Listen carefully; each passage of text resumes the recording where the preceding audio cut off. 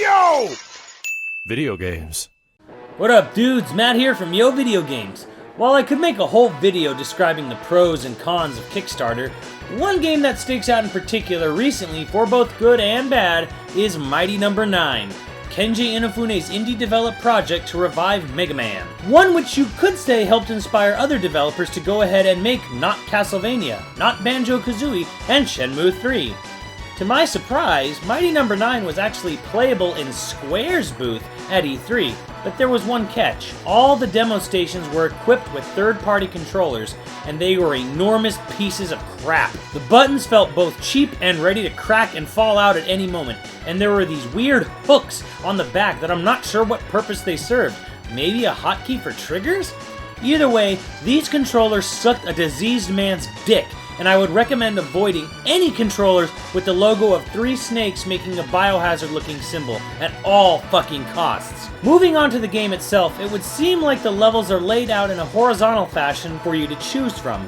I chose from the stage furthest to the right as I wanted to see how challenging the levels could be, not even sure if it was a pick-your-own stage like Mega Man, or if they progressively got harder. Upon playing the game, you will notice that yes, it is not some gorgeous pixel version of the concept art, like an Arc System Works game. It is polygonal. It isn't too fancy. It does look like a Dreamcast title. Artistically, it reminded me most of Mega Man EX Network Transmission on the GameCube. Gameplay-wise, yes, it plays a lot like Mega Man, with, of course, the dash/absorb feature. When shooting an enemy, you will see them go into a stun state, which Mighty can then dash through them to absorb energy of different types. I did not play enough to get a grasp on what the different energy types do, but they were there. The dash feature is kind of cool actually, and you can do it in the air, giving you a lot of air dashing opportunities. You can also string enemy absorption together.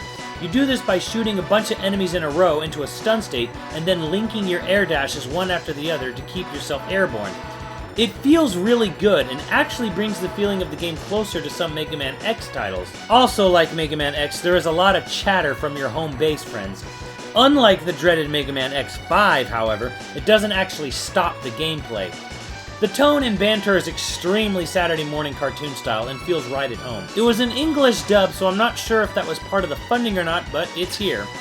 Unlike Mega Man games though, the early part of the stage was very basic design-wise and pretty easy. Old Mega Man titles felt like a series of different challenges for each part of the stage, where Mighty No. 9 feels like the difficulty curves up the further you get into a stage. The stages also feel longer than previous Mega Man games. By the time I got pretty far into the stage in an abandoned military factory, the difficulty had definitely reached satisfactory Mega Man levels. In the end, I feel the title was fun and certainly a welcome addition to the Mega Man library, even if it didn't feel like the best of the Blue Bombers runs. Casting the controversy aside, I think Mega Man fans should enjoy their time with the title on its own merits, and I look forward to playing more of it come September. Just not without any awful third-party controllers. Let me know what you guys think, and I'll catch you on the channel. Later, dudes!